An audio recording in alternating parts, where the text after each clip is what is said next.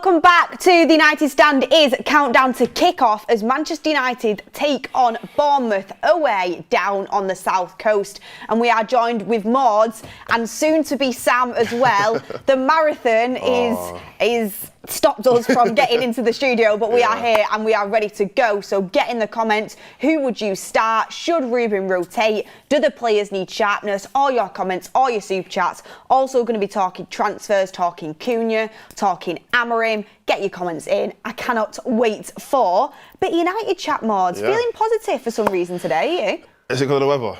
I feel like whenever it's a sunny day, everyone just feels happy. I'll be honest. That's probably the reason why we feel like we're going to win, because not to put a down on anything, but we are actually the underdogs in this game. We shouldn't technically win this game.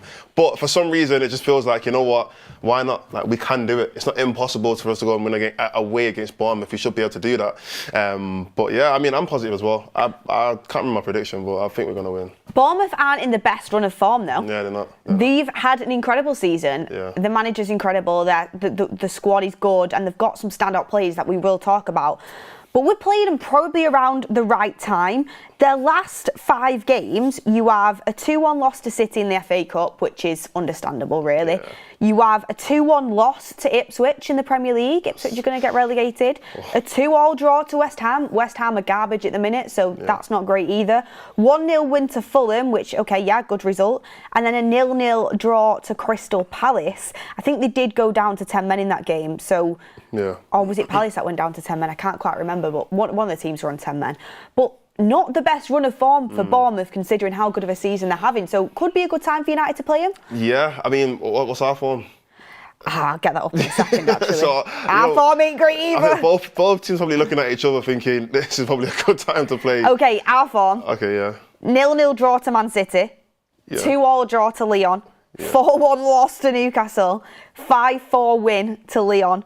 And a 1-0 loss to Wolves. So that is both. Yeah, they're very even, aren't they? They're very, very even. I mean, that is both competitions as well. That is including Europa League. What is there? I mean, I'm sure if you probably include the other 2 Premier League games, it might not, favour us. But look, I think for both teams, it's not, like I said, it's not the greatest time for both teams. I mean, Bournemouth, to be fair, like I said, they've had a decent season, and I mean, they've got a few players in that team who they'll probably end up leaving next season because of how well they've done. And Bournemouth are one of those teams where naturally they're going to be always competing for like maybe a European spot. Like at best, they're going to compete for a Europa League or like I said, maybe even a Conference League. So for this season, this is kind of like one of their highest or best seasons that they've probably had in a very long time. So a lot of their top players, like the Kluiverts or the Semenyos or Hodgsons or whatever, they're probably going to be looking at getting a bigger move in the summer. So it's an interesting time for them.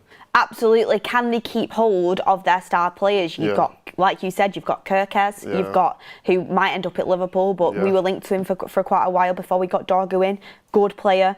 You've got Semenyo, like you said, Kluivert, Huijsen, the centre-back that everyone's got their eyes on. A few other good players as well that I'll bring up, and get your comments in down below who you're going to keep your eye on today. They are 10th in the Premier League, 49 points, and just for context, Brighton are 9th and they've played an extra game with 51 points. Fulham are 8th and they've played an extra game with 51 points. And Villa are 7th with 57 points, so a little bit higher, but they also have played an extra game. So you could say they are still in contention for a European spot. And that is what they're going to be playing for today, and I think they'll have the belief, like you said. It's mad to think that we're going into a game against Bournemouth, but this is what United are at the minute, where we truly are the underdogs. But really, Mordzs, are United fans that bothered about the result today, or have they already got an eye on Thursday? I'm not bothered. I'll be so honest. I know it's not a good thing to say, but I'm not bothered. When we did the road trip the other day, I genuinely thought we were doing a road trip for Bilbao. Like that was what's going on in my mind. Like I'm just thinking about the lineup, and I'm thinking about what we're gonna do and formation and stuff like that. And I just thought, we got Bournemouth in between.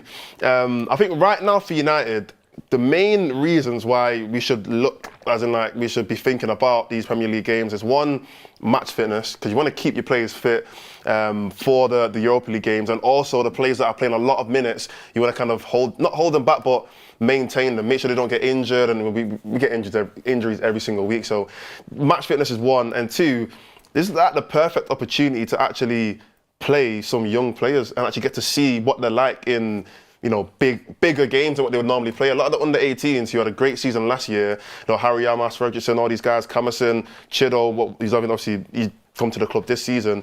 This is a perfect opportunity for them to go out, have a few runner games where they're getting good minutes, like 30, 40, 50 plus minutes, and go and play against, good Premier League players, and it not actually.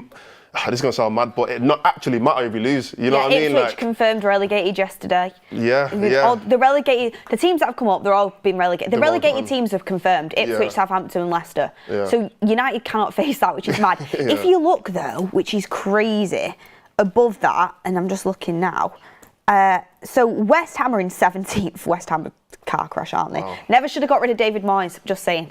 And then you have, above that, 16th and 15th are United and Spurs, who are in the semi-final of the Europa League, and that kind of shows that I think that shows the competition of the Premier League as well compared to the Europa League. And obviously it's a disaster that Spurs and United are in them spots, but no matter where United finish, it's embarrassing. No, 100%. And we're not going to get relegated, which is wild to say. So it's like the Premier League, as much as I want to win this game, and of course confidence is key going into a midweek game against Bilbao, Athletic Club, which is going to be the most important game of United's season so far. Yeah. But like you said, Jose Mourinho did it, and I think Ruben Amorim might look to do it. It's a really good opportunity, especially when you've got a player like Dalot, who has, of course, had mixed reviews, a lot of criticism over the season, but he's always there, always available when there's not much option in his position. Yeah. Like, when you're looking towards big games come towards the end of the season, this is a real opportunity for Ruben Amorim to maybe test a player out there. Maybe test a Dorgut right wing back again. Maybe actually look for a Camerson who's been doing really well in the academy setup. When I know Chido isn't registered for the Europa League, so he can't play there. But with Højlund not really producing the goods, have a look at Chido before you get into the pre-season, before you go and buy a striker, because it could affect things. We're still going to buy a striker anyway, but it might depend on which type of striker we're going to go and get. So have a look at these players. Harry Armas, who got man of the match against Wolves, okay, there wasn't much competition, did really well. Fredrickson, when you're looking at De Ligt's been injured, Mazraoui might have to move to right wing back in the midweek game against Athletic Club because he's the most reliable player to play there.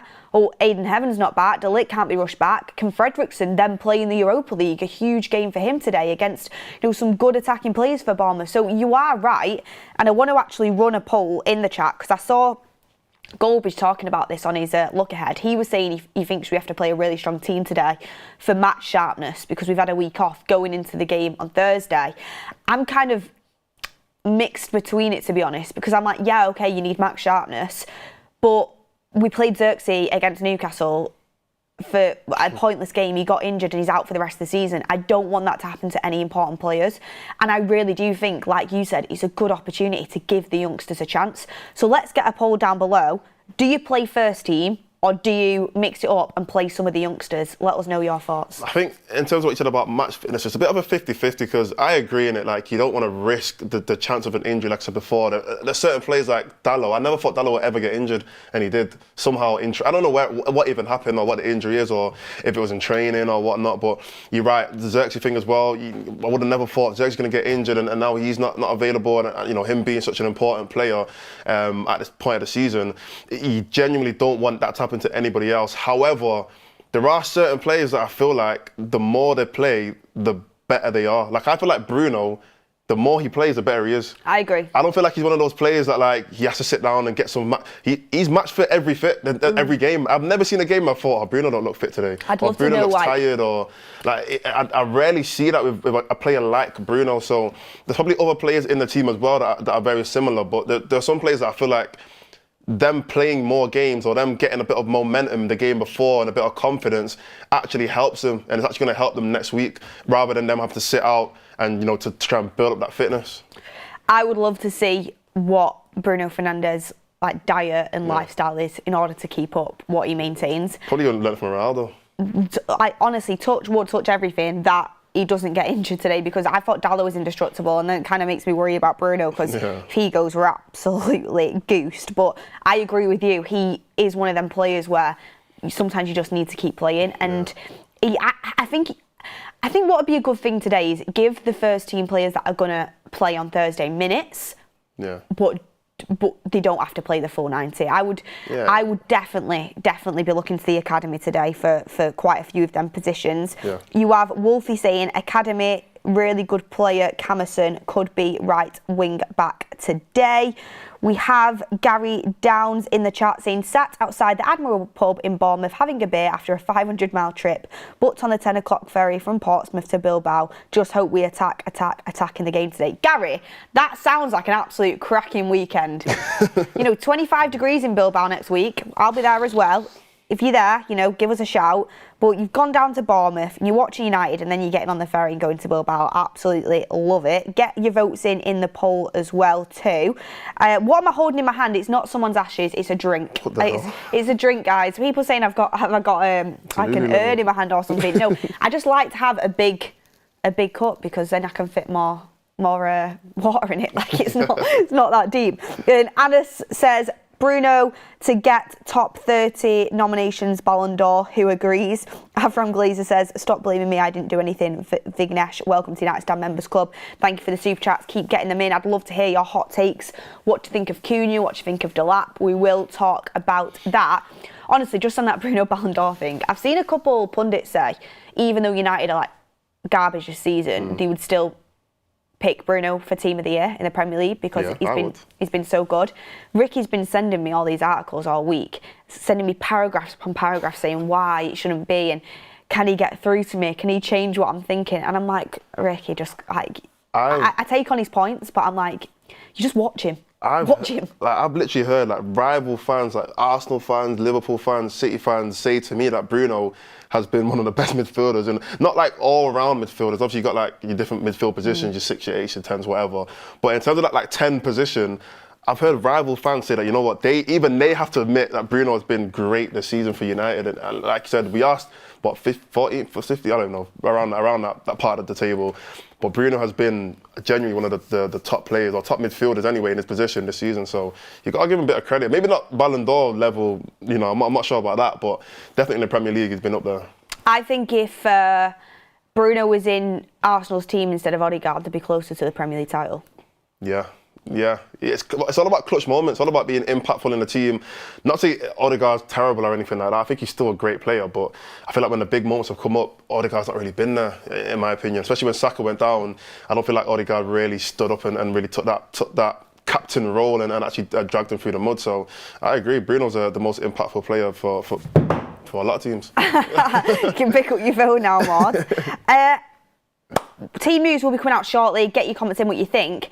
Just speaking about Bruno there, he is absolutely vital for Manchester United in terms of his creativity. And without him and Ahmad, it just feels like Manchester United don't have much. Yeah. We could be looking to add to that, Mords. Cunha, very close. I don't think you've had your say yet on the United stand on this since the news comes out, because it started to escalate very quickly. I don't know if did you watch Wolves yesterday? No. I watched some of the game. Cunha was fantastic. He got 2 assists and a goal. Who did they play? They played Leicester. Oh yeah, they watched so it was, it's not exactly the toughest opposition. But Wolves have now won 6 games in a row in the Premier League, and Cunha, he's a baller. His skill, the way he can carry the ball, he's going to add so much to this Manchester United team. Yeah. First of all, do you think he's going to take Rashford's 10? Second of all, are you happy about this signing? Imagine him and Bruno playing together in there. It's going to take a little bit of weight off Bruno's shoulders, I think, as well. Yeah, I mean, to the first question, the player that I want to see with a 10 is Ahmad, I'll be honest. I want to see Ahmad with that 10. I don't know. I don't even know if it suits him, but... I want to see Ahmad with a 7. He's not a 7. He's not a 7 player. Not he's not good enough to be a 7, but I feel like 7's more like a left winger kind of player. That's where the 7 should. I think we should hold, take Mount's the 7. Got the 7. That's what I mean. Take it off Mount and just put it in the locker room and just wait until someone actually really deserves to get that 7. But Ahmad could get 11. Yeah, what number is he now? Ahmad is 16. Oh yeah.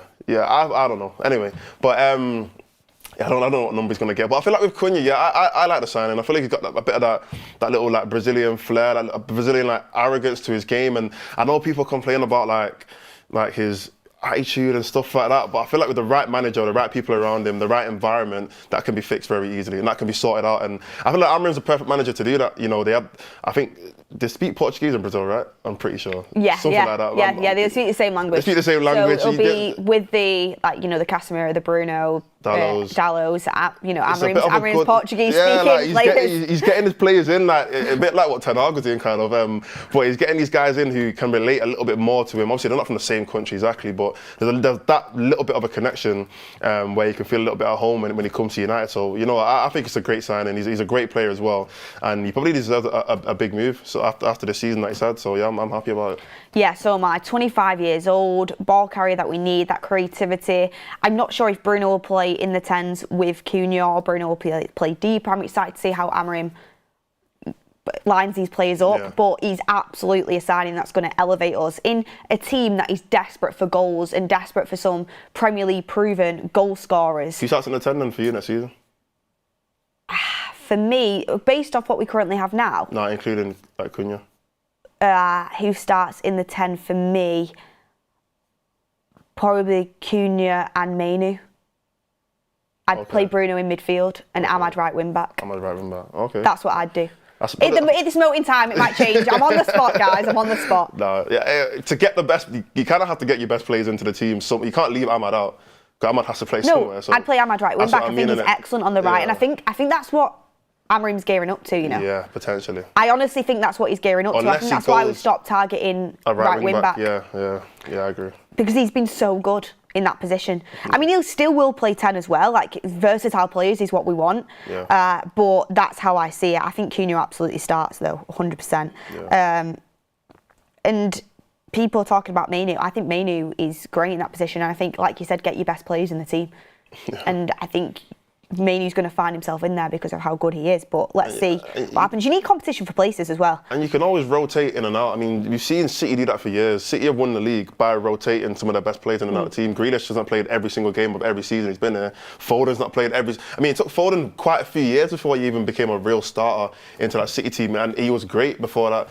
And there's other players in that team that kind of come in and out of the team when they need to. So rotation's good. You know, it's good. It's healthy competition as well. It's not like it's a case of if you're not playing, you're going to get sold. That's not the case. It's more a case of we're going to be in loads of competitions. We want to do well in each competition.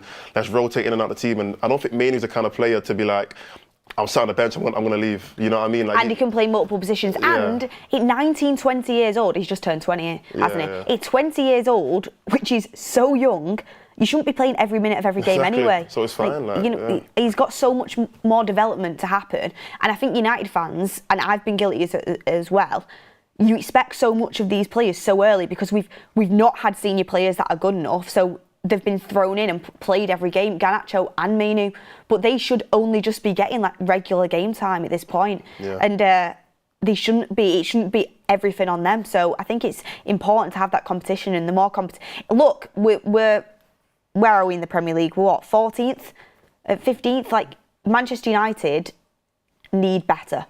So competition is absolutely healthy. And Cunha's going to start. We need proven Premier League goal scorers. We need players that are going to be able to put the ball in the back of the net and win us games. And just to bring this in a little bit about Cunha, just to kind of get us excited even more, no Brazilian player has ever scored more goals in a single Premier League campaign than Cunha, now making it 15. Really? Joint record with Firmino and Martinelli for the Wolves star Cunha. Plus he's playing for Wolves, he's not playing for Liverpool and Arsenal. And he's probably going to break it because the season's not even over yet. He has the most goals from a Brazilian player ever. In a Premier League season, That's crazy. Fantastic, isn't it? Who was second again? He's joint now. He's joint with Firmino and Martinelli. Oh, for me, yeah. Okay. But he's probably going to go past it because he's probably going to score another goal between now and the end of the season. Yeah. So this is the calibre of sign we're getting. And just bringing this up as well, in the Premier League, from 2023-24 season to this season, just comparing Saka and Cunha, because Saka, for me, is one of the best attackers in the league. Saka has 22 goals, Cunha has 27 goals. Wait, what? Say that again. 23-24 season to 24-25 season. Okay, yeah. So appearances, 56 for Saka, 61 for Cunha. So he's got a few more appearances, but not too many more. Goals for Saka, 22, 27 for Cunha. Assists, 19 for Saka, 13 for Cunha. So like, if you look at how good Saka is, Cunha's pulling similar numbers for a Wolves side as well. That's impressive. I didn't know those numbers. Yeah, we need Premier League proven attackers that are going to be able to get our attacking stats up, and that's exactly what Cunha's going to bring. So can't wait for that, and it looks like we are getting closer to that deal. Sam, you with us? I'm here. Managed to get in. I'm here. Let me tell you, so I think I could say I'm fashionably late, but the problem was it's the Manchester Marathon and the London Marathon today. So I got into Manchester. I was like, oh, okay, 10 minutes to here. It's all good. And then I realised, it's the marathon. And then the driver wouldn't drive me to here. I told you to get them out. And then, actually, you didn't. I haven't spoken to you today. Yeah, I messaged Greg to tell you to get them out. and then, so he then told me to get out the cab. So I'm like, okay. So now I walked 25 minutes through the marathon. So they were just running at me and I was just walking. Should have started running with them. But I'm here. I'm excited. If Manchester United lose, then it's a long day. Long day. I was at a boxing yesterday and that was unreal. So, you know, that was a good fight. It's not everything. Marathon runners running more than Luke Shaw has in the past 6 seasons. I'm joking. Velroy says, do you think Amorim would go for a new right wing back or stick with Dalot because that's his guy? I mean, I've just said I think it's going to be Ahmad. Yeah. I honestly think he will play there. I think Dalot will also play that. I think there'll be a bit of rotation, but I think Ahmad will be the first choice.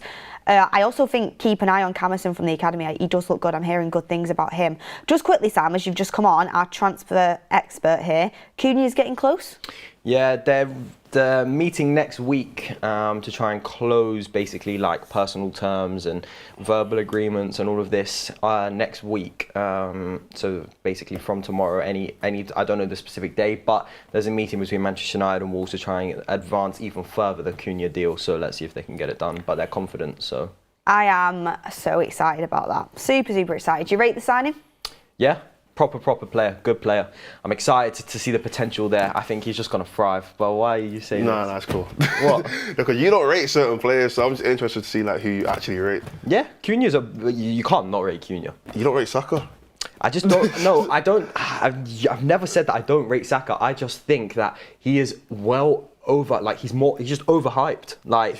He's a good footballer, but he's just so overhyped. He's a good footballer. He's not one of the greats. Do you know what I mean? I don't think he's one of the greats. We're not getting back into this conversation. We're not getting back into this conversation. On the team news, we'll wait for team news to come out, but on the poll that we're running, mix it up or strongest 11, 78% of the chat have said mix it up. Is that how you're feeling, Sam? I probably would mix it up, just because Thursday's so what is the point in this game?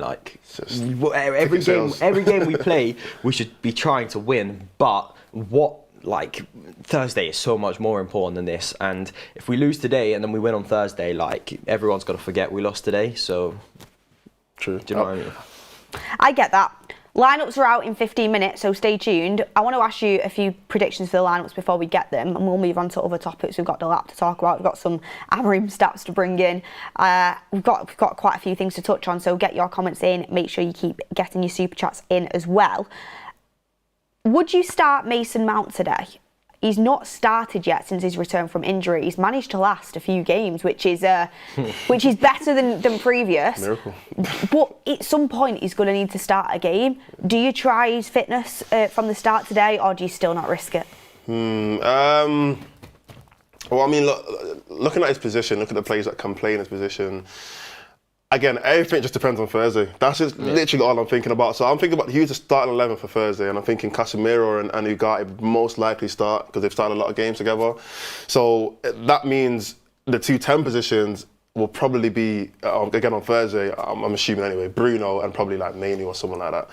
So today could be a chance for Mount to start. I mean, he could rest Mainoo, he could rest Bruno, which he did last game. Garnacho might rest maybe. Garnacho might get a rest as well, which means that there's an open place there for Mount to get a bit of a run around and actually get a feel of the game from the start of the game, because everyone knows it's a different game when you start compared to when you come on after 60 minutes, 70 minutes.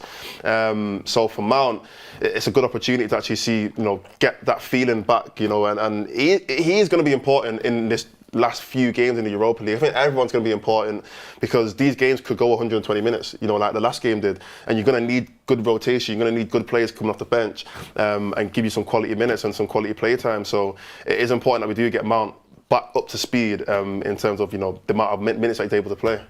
Would you, Sam? Would you risk it? It literally all depends on Thursday. Like every decision Amorim makes today impacts the game on Thursday. So if he is, for example, let's say he starts Bruno and Bruno gets injured, but Bruno will get injured. But no, like just listen, just like hear me out, yeah. So if he starts a key player and they get injured, and like all his decisions have to be linked to Thursday's game, and he's going to come out and he's going to say, oh, we're not focusing on Thursday, we're focusing on today, this game's important, then we'll focus on Thursday. But like realistically, everybody and all the players are focusing on Thursday. So I would only start Mount if he knows 100% that Mount won't be in his 11 on Thursday, because if he wants Mount to play on Thursday, I don't think Mount can play today. If he wants Garnacho to play on Thursday, then I think Mount might play over Garnacho today.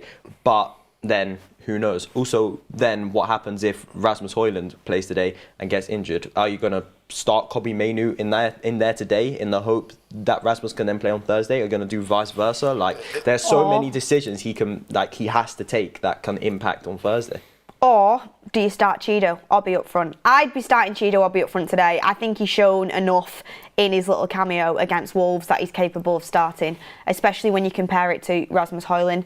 I think Ruben Amorim's in a position where it's like, we want to keep playing Højlund because we want him to get a goal, and he keeps stressing in his press conferences that strikers need goals and he's trying his best to get Højlund a goal. So I think in his head he's like, the more I play him, the more likely it is for him to get a goal, and he was very close at Wolves. I don't know how he didn't score from that pass from Garnacho. He was so close. But he should have got there. He's super low on confidence. He's thinking, you know, one goal could spark him. And I've got to use Højlund in my Europa League games, or he could go with a Kobbie Mainoo false nine situation. So he might be thinking today, if somehow anything might happen, Højlund might get a goal, it's more likely that he's going to be on better confidence when we go into Bilbao the next two games. But also at the same time, last time he played his striker that he probably wanted to play in the Europa League, Xerxes, in the Newcastle game, he got injured. So you don't want to risk that. But also he might be thinking about playing Kobbie Mainoo there because he has done it in the past. So it's a tough one. Get in the comments what you would do. I would personally start Chido. I think Højlund's had a lot of opportunity to score and it just doesn't seem to be happening. I'd take him out of the spotlight and reassess it going into the game against Athletic Club on Thursday. I'd probably give Højlund like 20, 30 minutes off the bench today, but start Chido.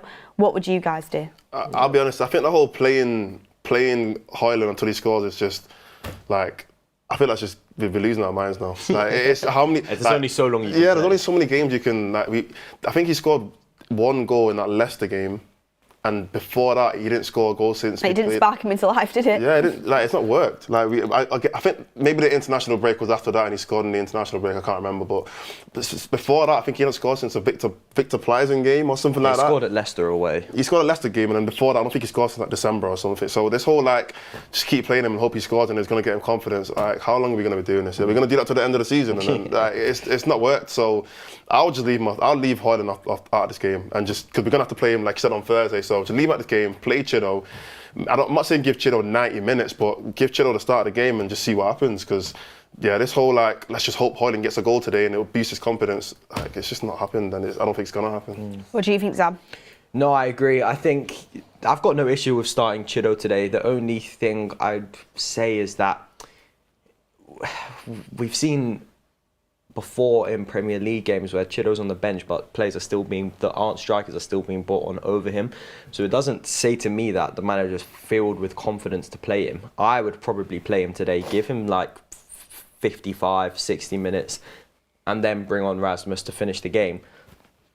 I mean, who knows what the score will be by then, but there's no harm in playing him today. There's no harm in playing anyone today. Like, Thursday is what's important. So do what you want today. As long as we don't get battered, which I don't think we will, famous last words, then it's fine. We have Rahul saying, if I'm not mistaken, is Højlund not one of our top scorers in Europa? I mean, he's been dreadful, but I do think he's up there for stats in Europa for us. I think he scored a couple against Bodo Glimt. To be fair, they've ended up getting to the semi-final. But Chido and Fredrickson are with the squad. Well, so. that's exciting. Harry Armas, I'm hoping as well. He's with the squad. I'm assuming he will be. Rob Always United says, Beth, I want to see Armas on the left and Dorgu on the right against Bilbao. Do you think he'll try that out today? Dorgu on the right and Armas on the left, or do you think he'll go with Mazraoui there? I think he might go with Armas today and Mazraoui against Bilbao. I think he'll do that.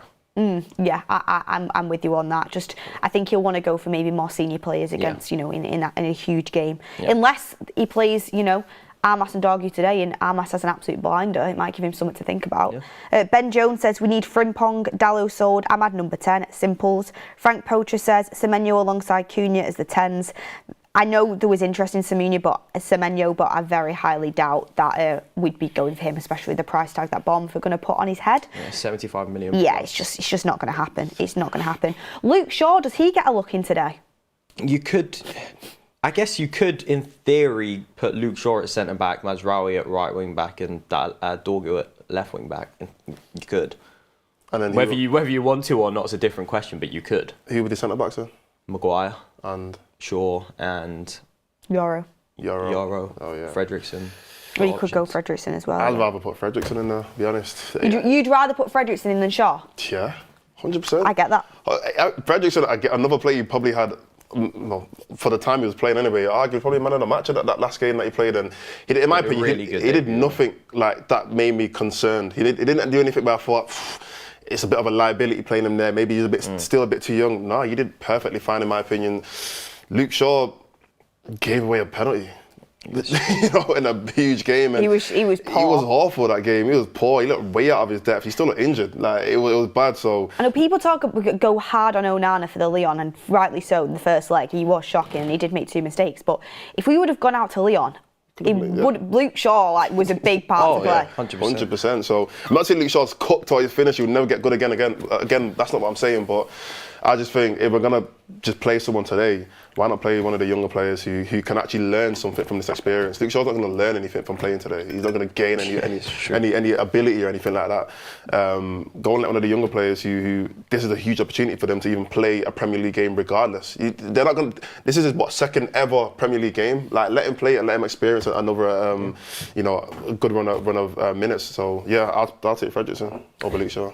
And as well, at least you're seeing what someone can give you for the future. Yeah. Like if he's good enough, is he good enough to be in and around the United squad for next season? Does he need to go out on loan? I mean, from the Wolves game at Old Trafford, he looked good. Obviously, you've got to take a little bit more of a look at him. Yeah. It's more difficult when you're going away as well, but we know our away fans are the best in the country, so they will be spurring the team on, which will be nice for the youngsters if they do manage to get a start. 5 minutes till team news. Who would you play in the midfield today? Would you go with Ugarte and Casemiro? Would you? Where's Collier? I think he's still injured. He's still injured? Yeah, I think he's a foot injury. Oh, wow. How would you shape up in the midfield? I don't know how the manager's going about this because all that's in my head is Thursday. What would you do though? I'd probably play Ugarte and Casemiro, and then have Bruno in one of the 10s because obviously Bruno didn't start the game on Easter Sunday, so he's going to play today. What you think? So I'd probably go Ugarte, Casemiro, but then if Rasmus is starting, maybe I'd play Kobe and Casemiro just to give Ugarte a bit of a rest before Thursday. It's a bit of a weird one. I'd go, because we've had like such a long break for United standards. We used to play. You do need the sharpness back. Yeah, I mean, like I said, because we've been playing 2 games a week for the past like 7 months, or pretty much the whole season. And we've had this week break now. I feel like naturally everyone's gonna be a bit more fit. You know, Bruno's definitely going to be a bit more fit than he was. The break that everyone's had is it's worked now. You know, we can actually get these guys back on the pitch and get them some good play time. So I would actually go with Ugarte in midfield, and next to him, rest Casemiro, just because he seems like the kind of player that you want him at 100% fitness, you know what I mean? And because he naturally is a bit older anyway, and he knows he's going to play on Thursday, let him have this time to obviously just sit out a little bit. So I'll say Ugarte, and then next to him, I'll play Bruno next to him, because he's going to play anyway, and then not in front of them, I'll probably go Mount, because I don't think Mount's going to start on a week on Thursday. And then next to Mount, I'll go Cobby. But I wouldn't play none of these guys more than 60 minutes, I'll be honest. Mount, Cobby, all of these guys, let them play 60 minutes and then bring them off. But let's just see what they do today. Yeah, I think there's not going to be...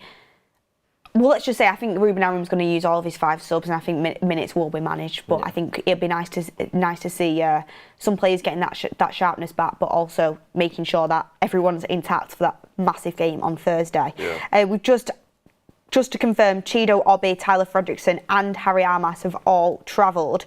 Them 3 players slowly are becoming regulars in that dressing room, which pre-season is going to be massive for them. Whether they go out on loan, whether they stay and be part of the Manchester United first team, whether Ruben Amorim takes a look at him in pre-season and they get regular playing time next season. Obviously, we've transfers coming in to elevate our squad. It's going to be difficult, but if you're good enough, you're old enough, and it's going to be interesting to see if they can perform again today and if any of them are going to get the nod.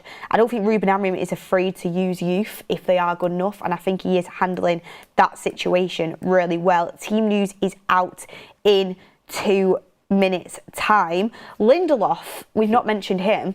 Is he not made to play games like this? Eriksen and Lindelof, they have been... Lindelof did all right against Wolves, but Eriksen and Lindelof have come under a little bit of criticism. They are going to be leaving on a free in the summer. Would you just rather just see players that we're actually going to look towards the future for? Or do you think Amorim kind of has that pressure to play them in games like this because of their wage and the fact that they're senior members of the squad? I feel like it's just there's no benefit in playing Lindelof today. Like there's nothing that I think, because it's not like he's going to be playing next week. He's not, and he's not a young player to get an experience. So it's like, what are we actually playing him for? It's not like we need to win, and Lindelof is very important in making us win this game. That's not the case either. So it just feels like he's just taking up a place for one of the young players to play, in my opinion. I highly doubt he's going to play today. And in terms of the young players as well, one other point I want to make is, the reality is, in the summer, even if we do win the Europa League, we're still not going to have enough money to go and buy 4 or 5 first starting players. We might be able to get a Cunha and maybe another midfielder, or maybe a striker, but we're not going to have enough money to go and buy 4 starting players. So the reality is, if we do go and buy players, they're going to be backups anyway. We're going to be looking at second choice players, or players that can be able to rotate in and out. If we somehow manage to develop our young players to the point where they can be the backing players, we save a whole load of money. It makes more sense to actually go and get Harry Armas up to speed to the point where he can be our backup left wing back, get Fredrickson up to the point where he can be a backup centre back, or get Chino to the point where he can be a backup striker, instead of having to go out and spend 40 million on a second choice player. So yeah, exactly. Just coming off back of what the chat have said, we did run some Instagram polls on the United stand. Team news is out, just getting that now. We have here, this is the United stand community on Instagram. 37% say start Dorgu at right wing back, 47% said start Mazraoui there, and who should start up front? 85% of you said Chido Obi, and only 15% said Rasmus Højlund. So that is what the United stand community on Instagram thinks. But this is the team that Ruben Amorim has picked. So the starting 11 for Manchester United today is Onana in goal. You have a back 3 of Maguire, Yoro and Shaw, so he's gone very strong. Your wing backs are Mazraoui and Dorgu.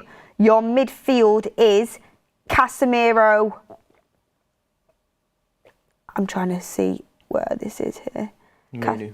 Casemiro and Mainu, and then your 10s are Bruno and Garnacho, and your striker is Højlund. Might be Mainu and Bruno switch there in the 10 roles. So it's a very strong team from Ruben Amorim. Just to go through that again, it's really annoying when Manchester United post it. They don't post it in the order of the team, they just post it in the order of numbers, and it frustrates me. If you can change that, we would absolutely love that. But the team is Onana in goal, you have Mazraoui and Dorgu as your wing backs. You have your 3 centre backs as Luke Shaw coming back into the team, Yoro and Maguire. You then have either Casemiro and Bruno as your deep line midfielders, or Casemiro and Mainu, depending on where Mainu and Bruno play. And then your 2 10s is either Mainu and Bruno and Garnacho with Højlund up front. What do you make of the team? It's very, very strong. The bench is as follows: Heaton, Armas, Evans, Fredrickson, Lindelof, Eriksson, Mount, Ugarte and Chido Obi. So there is plenty of opportunity for some youngsters to get some time off the bench. Camerson not even in the squad, which I am a little bit shocked about, to be honest, considering how well he's been playing and the fact that we do have that space opening up at right wing back, but Ruben Amorim clearly just doesn't think he's quite ready yet. Sam? I was going to say, Bayindir isn't in any of our matchday squads. Yeah, I think he's picked up another injury. Is it? Yeah. I thought didn't they say it was a technical decision last time? I heard injury, but I don't know. It seems a bit sus. We know he's probably going to leave in the summer. I don't think he's 100% happy with the amount of game time he's had, but it's what it is, isn't it? Strong lineup, says Turplux. We have a lot of people frustrated that he's playing a very, very strong team, but Kevin has said, excellent team news, strong team. We need confidence ahead of Thursday night from Trinidad with love. We had DT saying he better make subs after 55. We can't afford any more injury. MH says, was hoping for Obi or Mount would get a start. He's gone full strength. Absolutely no excuses for these players now. They need to perform. Bremer says, Mazraoui plays centre-back, not wing-back. Yes, he will be playing. No, he'll be playing wing-back today, Mazraoui. He will be playing wing-back unless he plays Dorgu right wing-back and Shaw left wing-back, but I don't think that's going to happen. The starting 11 on our visuals, personally, I might be wrong. I don't think that's right. I think Luke Shaw will play as centre-back today, and I think Dorgu will play left wing-back and Mazraoui will play right wing-back. I don't think Luke Shaw has the fitness to play as a left wing-back. I really don't. I think he'll be a centre-back in this system. That's my opinion. The admin seems to think that Luke Shaw's going to play left wing-back. Obviously, it's open to interpretation. Do you guys agree with me? Do you think he's going to play centre-back? Yeah, I think he's going to play centre-back. I'm not sure how, after being injured and then playing 45 minutes in that Lyon game, where he looked to struggle up to the pace of the game. I'm not sure if you haven't got the pace to be a centre-back. You definitely haven't got the pace to be a left wing-back. So yeah, I agree. He has to be a centre-back, surely. I think old Luke Shaw would have been absolutely brilliant at left wing back. I mean, we've seen him do it for England and he scored in the final, like prime Luke Shaw. But now injuries have just absolutely ruined him. I don't think he's going to be able to play left wing back unless he has a sudden transformation. He goes and sees like a genie who grants him a wish to be fit for the rest of his life. I don't think we're going to see it personally. So I would suspect that Dorgu's going to stick there at left wing back and Mazraoui will play right wing back, which he's done before. I love Mazraoui at centre back, to be honest. I think that's his best position, but that's the good thing about having a versatile player like that, is that he can play in multiple positions. Are you surprised it's how strong he has gone, or what are your thoughts on the team? A little bit. It kind of looks like this. He's kind of preparing for, obviously he's preparing for Thursday, but in terms of like certain players, like playing Casemiro in the midfield, playing Kobe and stuff like that, it looks like he's kind of just trying to play these players into full match fitness and kind of get the bit of momentum going into Thursday. I mean, nothing's better than having a team win before you go into a big game. It might be this team on Thursday. That's what I mean. It might just be unchanged. Yeah. It might be his starting 11. It could be literally the exact same thing. So that probably is the reason why he's picked this team. Even though it kind of goes against what he said with the whole, I'm going to play the kids in the Premier League. He kind of did say that the other day, but yeah, I feel like, Sam's right. This could literally be his team next week. So he's probably just playing with the same players, hopefully to get a win and get that kind of momentum and that win to boost him up for Thursday.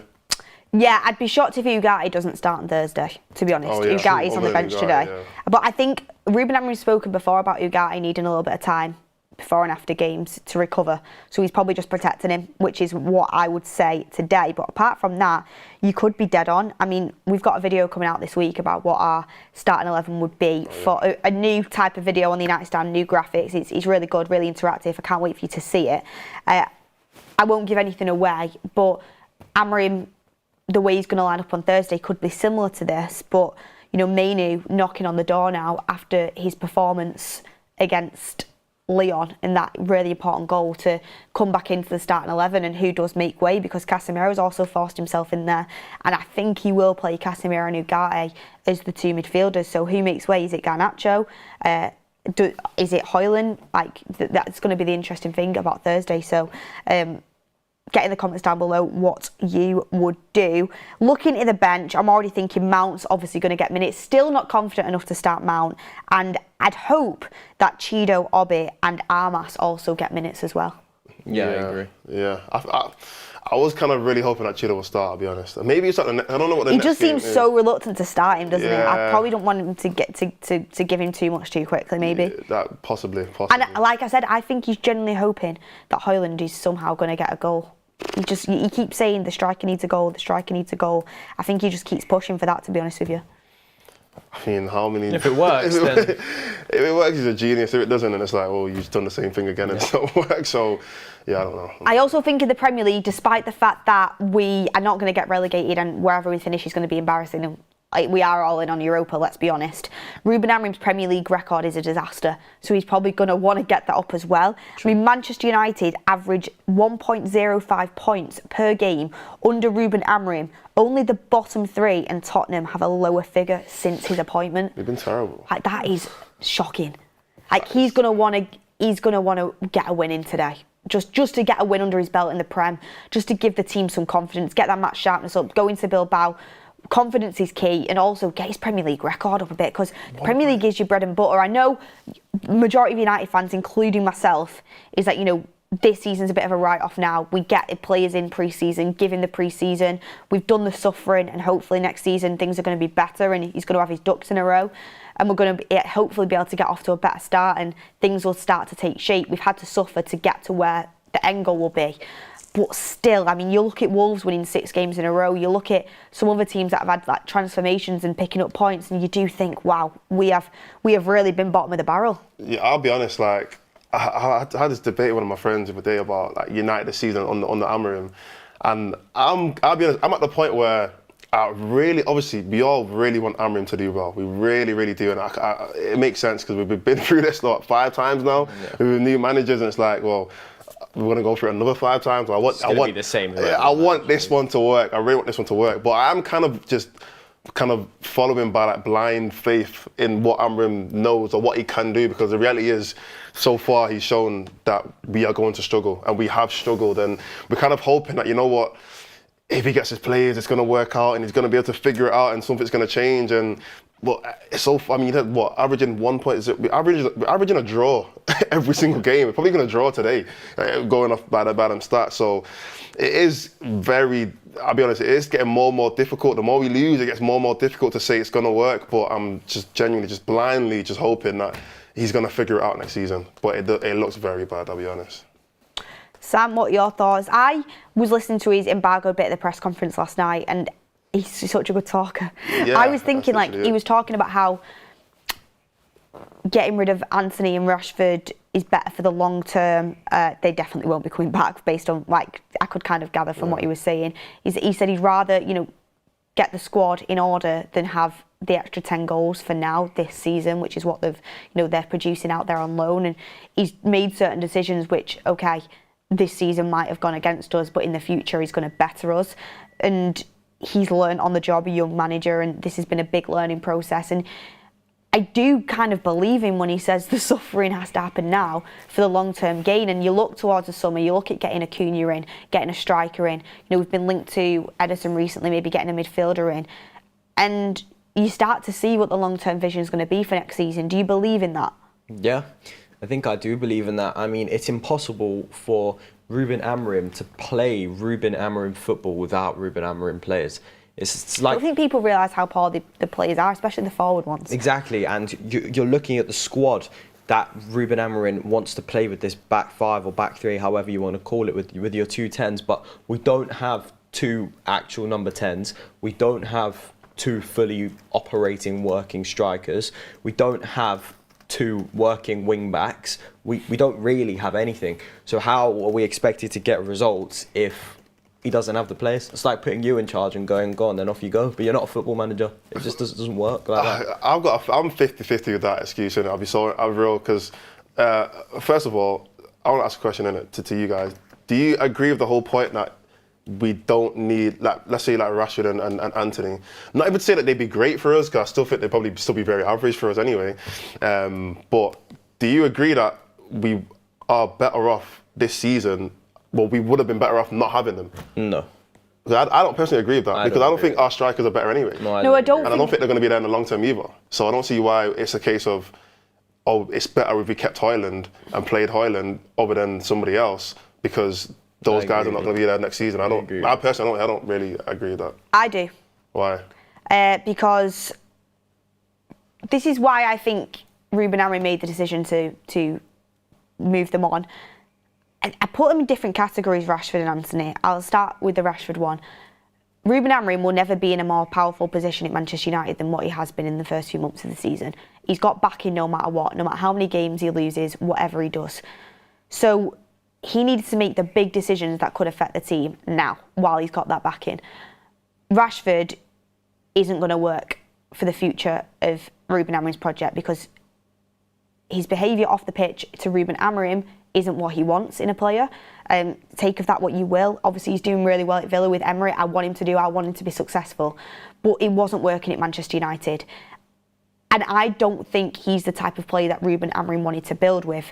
If he would have kept him till the end of the season, after having this poor of a season, which easily could have happened, we don't know. Rashford might have been really influential, but it wouldn't have made too much of a difference. It's going to be a lot harder to then try and move him on and get rid of him. He needed to go and put him out on loan, because we need teams to be interested in him, to buy him. That's why he did it. And okay, yeah, would Rashford have been starting in this team from now until the end of the season just based off how good of a player he is? Yes, because our attacking players aren't that good. And he is, we know he's talented, but for what Amorim needs in the future, Rashford isn't that, and he needed to get rid of him while he had that power. And I think he made the right decision in doing so, and we have had to suffer because of that. Anthony, low-key, I think could have done a job, because he can play multiple positions. He can play wing-back and he can play 10s, and we've had injuries and stuff. But also at the same time, I still agree with Ruben Amorim sending him out on loan, because look at how good he's done at Real Betis. He never, ever was going to be the future of this club. Now he's gone out. If we would have kept him around, who knows how much game time he would have had? Who knows what impact he would have had? Who knows if he would have turned his United career around? But after, I don't see it happening after having 2 years at the club. I don't see it happening. So he's now gone to Real Betis. He's done really well. There's now teams interested in him. You know, there'll be multiple clubs interested in him in the summer, and United might actually get a good chunk of money back for him. So them loans have worked well for players that were never going to have a future for Amorim. So that's why I would have done it. If he would have kept them both till the end of the season, he would have sat there in the summer, both probably not got a future at United. And it's like, what clubs are going to go for them? And he would have got way more criticism for trying to get players out than when he did when he initially did it. So in the summer, you know, you're going to have Cunha coming in. We might have, you know, even a Ryan Cherky or potentially an Embuemo, depending. You're going to have another striker coming in. Rashford and Anthony were not going to have a future in this team. So at least he's got them out on loan, put them in the shop window, and that's going to help us bring money in for the players he actually wants in the summer. That's my long-winded answer. I've thought about it a lot. I get the whole point of there not being part of the future, and I do agree with that. I don't think Rashford or Anthony would have ever. I think the point that they were at in January anyway, it was so dark. I don't think it would have been able to keep them in the team anyway. I don't think the fan base would have really resonated with it, and it kind of there's too much negativity behind both of those players at United, and I kind of wanted that to be gone anyway, just around the club regardless. But my whole point was that the players that we kept, the players that we still have, are not the future anyway. Like there's talks about Garnacho definitely leaving. There's talks about Højlund potentially leaving. Yeah, but there's talks about other players, other attackers, actually maybe not leaving, but in games like today, for example, when the season, our Premier League season at least, is completely over, Rashford and Anthony would have played today. They would have been in those 10s, 100%. Yeah, but there's no point having them there. But because there would have been no point. There's no point then having Højlund or Mainu or Lindelof or... Yeah, there is. Mainu's 100% got a future at this club. Højlund's Højlund, but you know, at the end of the day, it's a different situation than with Anthony and with Rashford. Garnacho's got interest in him and he's got value no matter what. Rashford and Anthony, if they would have stayed at United, it would have been so hard in the summer to move them on, because of the wages they're on, because of the contracts that they're on. They had to I feel go like out people on said that loan. in January and then they both still found a club.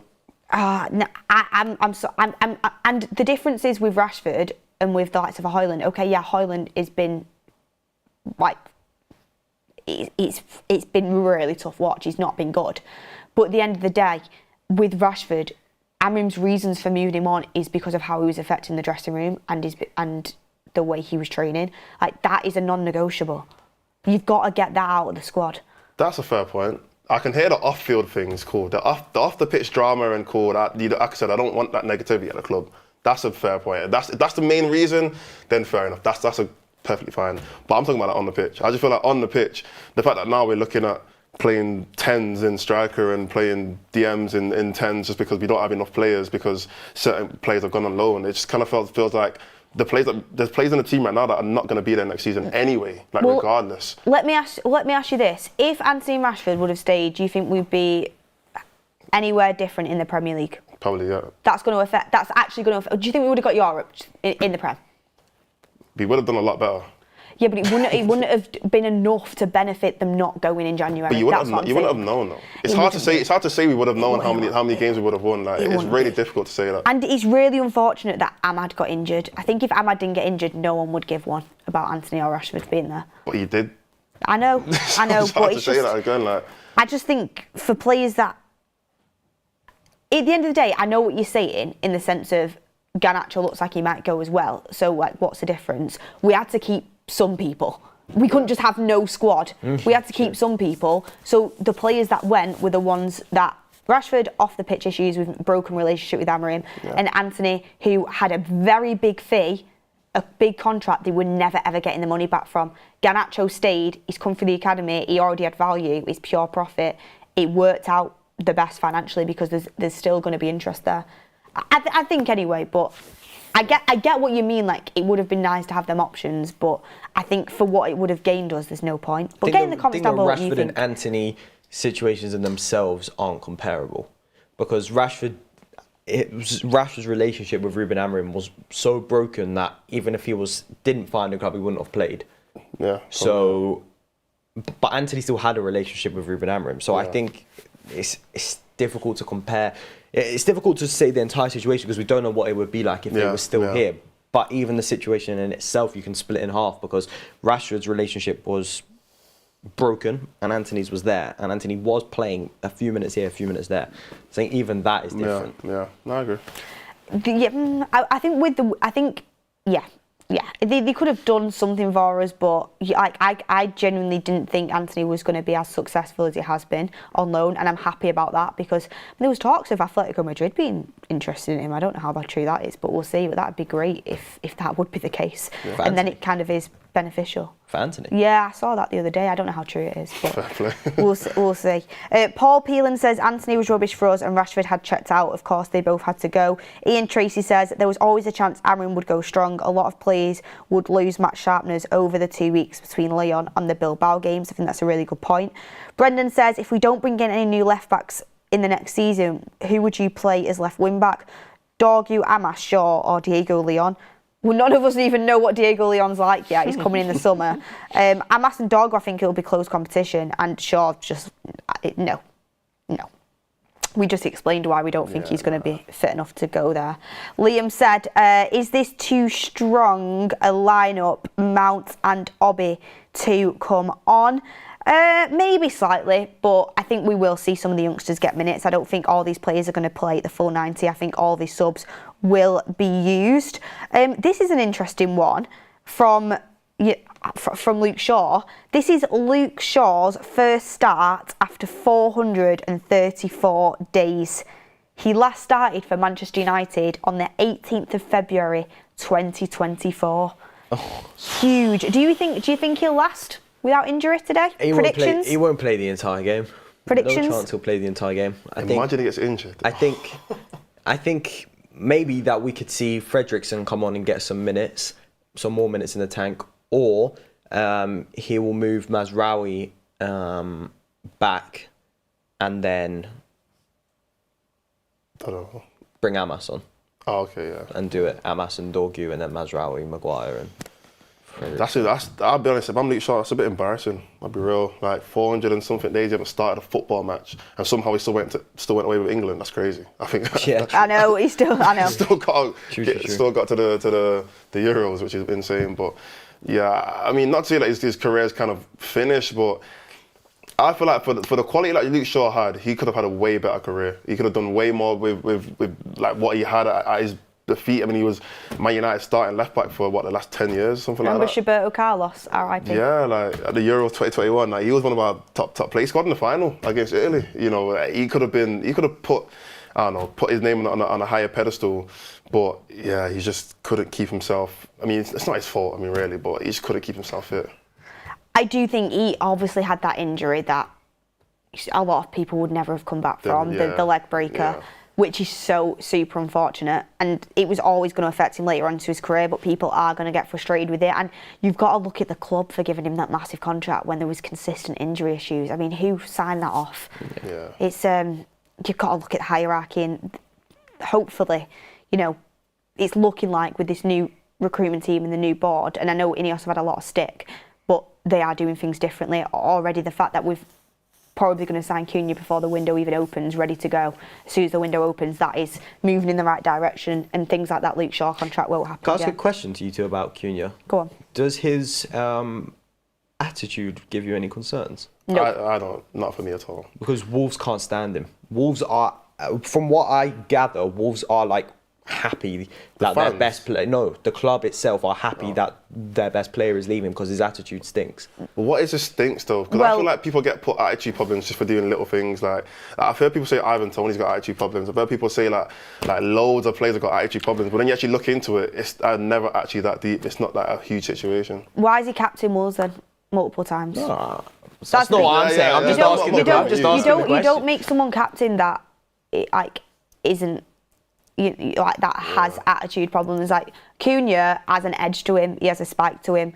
Look at what we've had. Look at the best players we've had at United: Roy Keane, Wayne Rooney, Eric Cantona. Like they were absolute. Like they had that edge to them when they were on the pitch. They were aggressive. With Cunha, I never see him not wanting to work hard or not wanting to have poor body language on the pitch. Every time I see him on the pitch, he's doing everything he can to win. Sometimes that goes to his head, sometimes he gets hot-headed. But I like that passion, I like that fire. And to be honest, at Wolves, he probably does get frustrated because he's their best player and he's not got as good of players around him. Okay. Some of the stuff is a little bit like, the social media stuff, but I'm willing to put with that for someone that's putting up his numbers and has the talent that he has. And I think when he's at United, he'll do well. And apparently Ruben Amorim really likes him, and Amorim is big on personality and scouting a personality out of a player, so I think he'll be fine. Yeah, I think with certain players, you come to United, you come to a bigger club, you humble yourself a little bit. You know what I mean? When you play for Wolves, not to disrespect any Wolves fans, but they're just not a big club. Simple as. They're a Premier League club. You're not a big club though. You're not like a European giant like Manchester United. You come to a big club like this, you humble yourself a little bit because you're in a bigger space. You're around bigger names. You're not the biggest player at the club no more. There's other guys that can take your position. The manager is a big name. Everyone around you, everything around you is just elevated. So this whole problems with him doing certain things, it probably won't even happen anymore because he will understand. Okay, I need to pattern up now, I need to fix up. This ain't Wolves no more, we're at Man United, I need to sort myself out, and I think that can easily happen on the Amorim. I'm glad also as well, I know he's had a couple of red cards this season, but hopefully he'll learn from that coming into Manchester United and it won't happen again. He'll kind of control himself a little bit more. I think United need that fight. It's like Bruno's had a few reds. But you need it, you need back to back. That South American passion, Martinez, Ugarte, you know what I mean? You need that, you need that on your team. I wasn't saying that I disagree with that. I was just raising the question. Yeah. I get that. I not to throw I don't want to throw individuals in the bus that aren't United players anymore. But I'd so much rather have someone like Cunha who actually gives one and will have that sort of edge and aggression on the pitch than someone like Sancho who looks like he don't want to be there. Yeah. I would so much rather that, but it is definitely a topic of conversation. It's something to talk about, and I have no doubt it'll be a huge talking point when he signs for United in the media. And whenever he even gets a slight bit of something, they're going to overanalyze it because it's just something to go at with United. So we've got to kind of back our player and hope that he proves Amarim right. This is an interesting stat, guys. Bournemouth could become the 6th side this season to complete the league double over United, which would be the most against United in a single campaign since 1933 to 34, and the highest in top flight since 9 in 1930 to 31. That is insane. I'm tired of hearing these stats every week. I feel like every single week there's a new stat. 1930, Jesus. A new record, something that's just been broken by this team. Like I said before we started, like I feel like we've just erased everything Fergie's done. Like everything that Fergie's done, Sir Matt Busby done that. Love to sit next to Fergie and watch a game. Like, yeah, true, that would be incredible. But I feel like everything that these guys have done, our managers that have done, not just in the Premier League, I mean, that was what, 1930, so we're talking about almost 100 years ago. It's just been erased. Like every single season, there's something new that's being broken, and it's kind of get a bit frustrating, but I mean, Amarim said we have to suffer in it, so I guess we're suffering. Another reason why we massively need Cunha and others as well, not just him. Manchester United have failed to score in 13 Premier League games this season, a total exceeded only by Everton and Leicester. Bear in mind, Everton's 14 and Leicester's 15, so it's not even far off us. Which it's goal scoring we seriously need to shape up, which is why we are targeting that in the market. And on that, quickly, Sam, do you have any news on Liam Delap?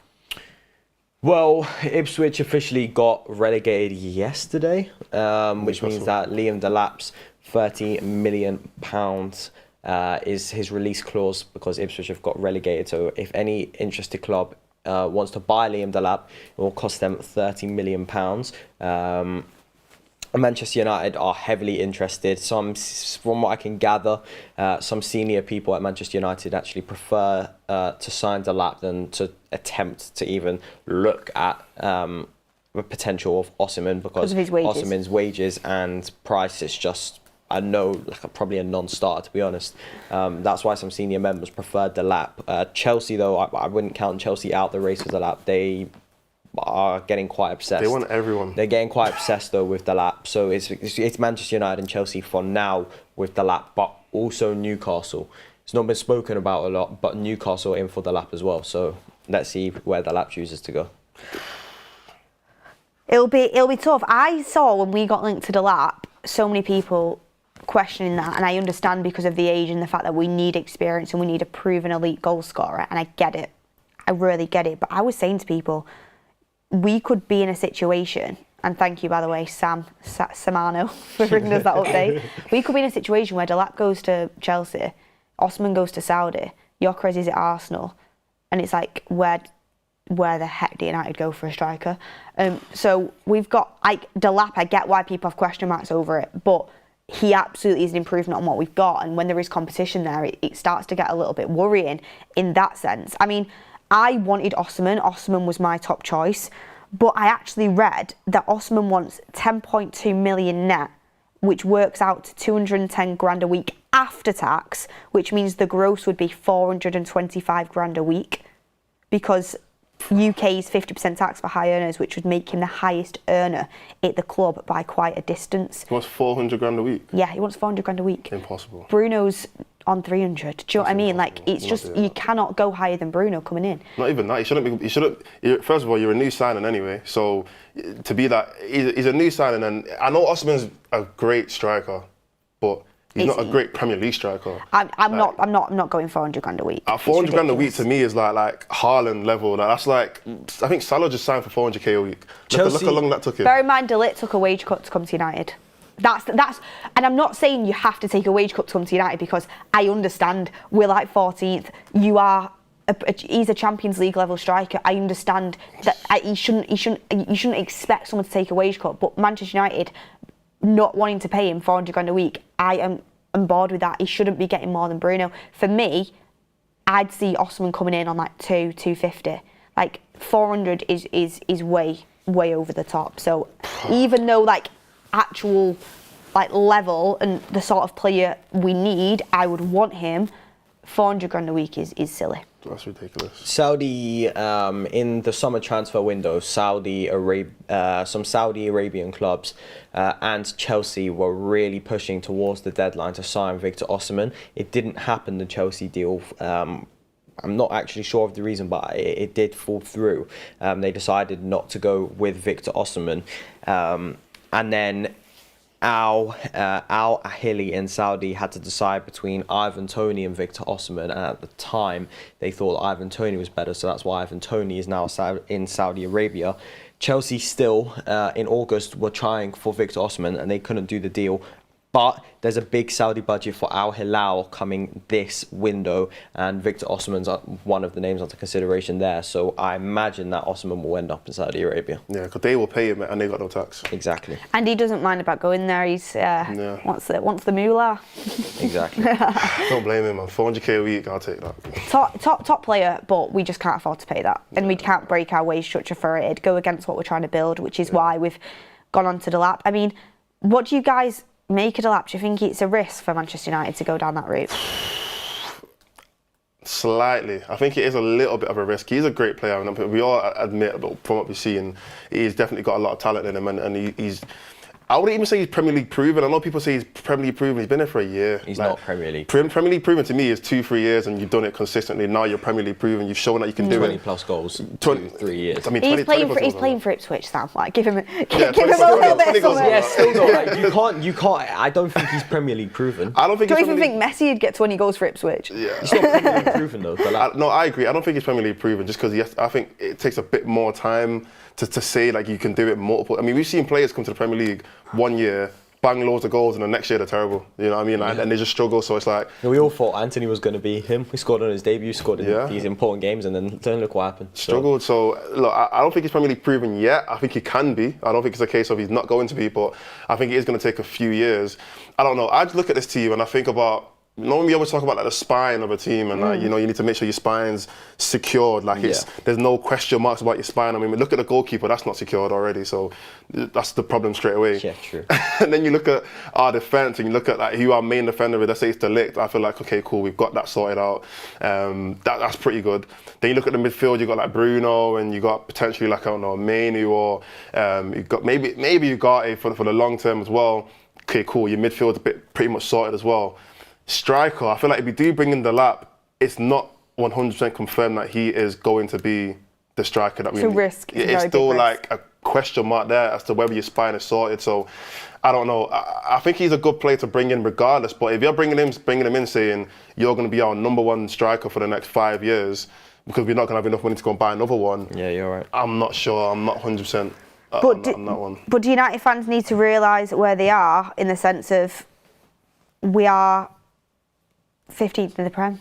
Like, you're not going to be able to attract maybe the best in some cases. If we get Champions League, not that much better than Ipswich. You might have to take shortcuts. I mean, I always said, I think we can all agree, Gyökeres and Osimhen were like our top two choices, and we wanted them proven elite strikers. Osimhen looks like he's going to Saudi, he's too much money. Gyökeres looks like it's close to Arsenal. I don't know how that will pan out or develop. No one's talking about Benjamin Sesko. He's just not been linked to United at all, Gyökeres, really. If we do go for Delap, like I said, he was never my number one, and I do think it's a risk not going buying that elite striker. But it is only 30 mil, so it's not the end of the world. But this is what I'd do, right? And this won't happen, but this is what I'd do. You're getting Cunha in 62.5 million. I think that is fair value for what he's going to bring. I think that's a good price, actually. He's coming in. Delap's 30 mil. For me, striker's probably our top priority. You're only spending 30 mil on your top priority. That should be probably where you spend your most money in the window. So the extra money that you're saving on wages and the extra fee that you're not going for a Victor Osimhen or whatever, go and buy Mbeumo from Brentford, 45 mil. You have a revolutionised attack there. Where you're missing out on maybe not getting the elite calibre on your striker, you've got Delap, who is better than Rasmus Højlund and has gears to go up, and it's a risk, but we'll see. But you're not absolutely relying on that signing then, because you've got Cunha and Mbeumo behind, who Mbeumo's got 18 league goals in the Premier League this season, and he's versatile, can play multiple positions. No, 45, 50 it'll be. Okay. So, and then you've got Cunha there, who is, you know, I think he's got 15 league goals so far this season. You've got a base behind, then you've got Cunha's ball carrying, you've got Mbeumo's ability to get in behind and his power and his pace. And then you've got Delap, who is done really well for a pretty poor Ipswich side, to be fair. And it is a risk, but at least you've got other options in and around it then. I don't think United will be able to pull it off. I don't think we'll spend 62.5 on Cunha, 30 on Delap, and then another probably 45, 50 on Mbeumo. But if you could do that, that is elevating the attack tenfold. Oh, you're saying all three of them? Yeah. Oh, okay. Because I was assuming United this season would spend like 60 mil at least on a striker because it's our priority position. Do you think that attack would be good enough? Mbeumo, Cunha, Delap? Yeah. Yeah. Good enough for what, though? Mbeumo's got... To win the Premier League? No. Not to win a Premier League, to win a trophy. We need to... Yeah, 100%. Right now... We have. No, I'm not saying that I don't think. I'm just asking the question. Right now, you have Garnacho, Højlund, and then either Xerxes, Menu, Bruno, whoever you want to bring in there, right? Drop Bruno back a bit. Obviously, you've got competition for places. And Mbeumo's got 18 league goals. And it's not just this season. He's been doing numbers on a consistent basis. He never got his flowers when Ivan Toney was there, but he was cracking then as well. Yeah. Cunha has done it for a couple of years now, and this season he's been incredible. He's got 15 league goals. Delap, okay, it's a big risk, but if you can't go and get Osman because he's too much money, Gyökeres don't want to come because he wants to go to a bigger project or whatever. I don't know where he's going to go with Arsenal. It's just not been linked to him. You're only spending 30 million on your priority position for the summer. Like, for me, where United is, right, obviously we want to go and get a win back. We probably could do with another centre-back, another midfielder. We definitely could do with a goalkeeper. Got a lot of positions we need to improve, but our main issue for me right now, which needs to be addressed first, is the attack. You're not spending the 60, 70 mil I thought you were going to be spending on your priority position on a striker. You're spending 30. So go and get another top player as well. And if Mbeumo's going to be too expensive, people have talked about Cherky as well, who's got that release clause. And the attack is important. If you're going to be compromising on your striker, which I didn't want to do in Delap and taking that risk, go and get another attacker in who is going to be able to provide some goals for you as well, so you're not just relying on one player. Yeah. No, I agree. My only thing is that those three players, because of the season that they've had this season, if they were to come to United, their kind of agreement would be, look, I'm going to start every single game. Yeah. Because I can go to any club right now. Because all three of them could easily go to another club. Yeah. If not, just stay at that. I mean, obviously, Delap's not going to want to stay at Ipswich because they've been relegated, but Delap could go to probably 10 different clubs right now and start every single game. So all three of them are going to say, and if you want to bring me to your club, I don't want any conversation about whether or not I'm starting because I can easily go anywhere else. So I think if that is the case, then they're both going to have to start over the players that we already have. They both would anyway. They're both I'm saying, let's say like Ahmad's a 10 or something like that, or Bruno's a 10, or let's say we still need to bring in a midfielder because we've got a couple of midfielders leaving. So we're going to have to bring in somebody in that midfield position. Then let's say Bruno ends up going back there, and it's like, okay, well, who's going to start in that 10 row then? It's competition for places. We can't score goals. We need attackers. We do need competition, but I feel like with those, I'm just looking at it from their point of view. That they're not thinking, oh, competition's good. They're thinking, I'm good enough to start for any team right now. They'd come into United and start both of them, Cunha and Mbeumo. All three of them. Yeah. No, I'm not saying he wouldn't start. I'm not saying he wouldn't start. I'm just saying, but they're going to be looking at it. They're going to be looking at it thinking, I don't want any competition up on my place. Like you can't go and say that. What you're saying. If you're a player with the quality of Mbeumo and the quality of Cunha, and Manchester United couldn't guarantee you game time, why would you go there? That's what I mean. It is guaranteed game time. They're better than what we've got. No, but I'm saying Mbeumo's got 18 league goals this season. But we still have players like Bruno. We still got players like Ahmad who are also going to have to start games. Yeah, and Ahmad, he can play right wing back, and Bruno's played midfield more often than not for Amorim. At the end of the day, if you believe in yourself and you're good enough, then you start. And it's about time our players that are in 14th place have some competition. We've scored barely any goals in the Premier League this season. You need good players coming in, and honestly, if our players continue to perform at the same level they're performing now, absolutely Cunha and Mbeumo start before them, and that's their issue to sort out. No, shape up and get better. Players. Definitely attacking players that we have, the Xerxes, Højlund, Garnachos, Mounts, whoever else is playing there, yeah, definitely start over them. But yeah, I mean, if that the only one is Ahmad and Bruno. They're the only two that I'm really thinking about. Yeah. If Ahmad's saying he wants to play the 10, or Bruno wants to be at a 10, they're both going to start next season regardless. I think Ahmad and Bruno have proven already more than those other guys that they should be our two start. If they were the two starting 10s anyway, that they should be starting for United. Just imagine Bruno. Sorry, just imagine Mbuemo and Ahmad on the right-hand side as right 10 and right wing-back. That's what I feel like that's what United need. They need that sort of level. Yeah. But the other players, that competition is absolutely needed. But let's see. I don't think United will be able to go and do that, to be honest. Definitely that's just my dreamland. But taking the 3 best players from 3 different Premier League teams, I don't think that's going to even happen.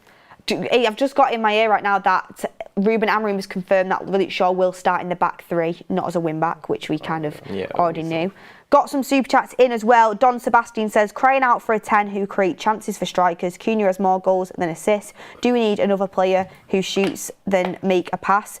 Cunha got 2 great assists yesterday. I think he'll be fine. And it's a decent point, but I think he'll be good. Anders Stanson says that midfield's worrying lack of legs. Daniel Winstanley says Delap isn't good enough. It's that simple. No, thank you. Who'd you go for instead then? Realistically, that's the issue. It's like, who do you move to instead though? Who Manchester United can realistically get? Because put in your recommendation in the chat if so. Ulysses United says, am I crazy for thinking Rodrigo is a good fix? I don't think there's any chance Rodrigo from Real Madrid is joining United. £1 billion release clause. Anders Stanson says, I'd take Mateta over Delap. That's a question. Yeah. Would you take Great Mateta goal over against Delap? Arsenal the other day, but nah. They're in the final though. Good, but I'd take Delap over. I'd take Delap over Mateta for the future of the club. Yeah. But I do like Mateta. Great goal. great goal. He's good. He's very good. And he is another one that would improve us. Enchanted Angel says, I would rather bring Weghorst back on loan than bring in Delap. Well, you've never watched Delap then. Clearly. Lewis says, Yo Mordzs, has anyone ever mistaken you for Upamecano? Oh my gosh. My brother thought it was Upamecano when he first met you. No, he didn't. Yeah, he did. How can he think Upamecano's at the United? He said, because he first met you, I think it was the United Stand live show, and he said he walked in and he thought, oh my Lord, that's Upamecano. Because I think it was Albert Slosh, wasn't it, or something? Oh yeah, probably, yeah. Andy Atherton says, hi Beth, totally agree with you on Rashford and Anthony. They offered very little and caused Amorim added pressure on what's already a difficult season. Every press conference would have been about Rashford. Simply Red says, regardless, I'd jump at Rashford at 9 rather than Rasmus. Well, he's getting in at 9 over Watkins at Villa, so he could get in at 9 over Højlund, surely. But it's a debate that we had earlier on, and, a lot of people... me and Mords disagreed, but like so many of you in the chat will disagree. It's up for debate, isn't it? And that's what football's about. Slop Skull says win back should be priority. Dorgu is horrific. I think horrific's harsh. He's only just come in and he is young. We have concerns about him, but it's like he's only just getting started. I think give the guy a bit of patience. Not everyone is amazing straight away. He's only just coming, he's 20. Like, we need to give patience to our young signings that are coming in. Lewis Halburn says, we need love, passion and hunger. We need players that play for the badge and give 100% of the time. It seems like Osman just wants a pay. Thank you everyone for your chats. Hit a like on the video if you're not already. To end off the show, score prediction, Sam? 2-2. 2-2. 1-0. And I'm going 1-1. Get your score prediction down below. Goldbridge is now live. What should they infiltrate the Goldbridge chat with? Can Rasmus finally score? Go and get in the Goldbridge chat with can Rasmus finally score? Thank you everyone for watching. Hit a like on the video if you're not already.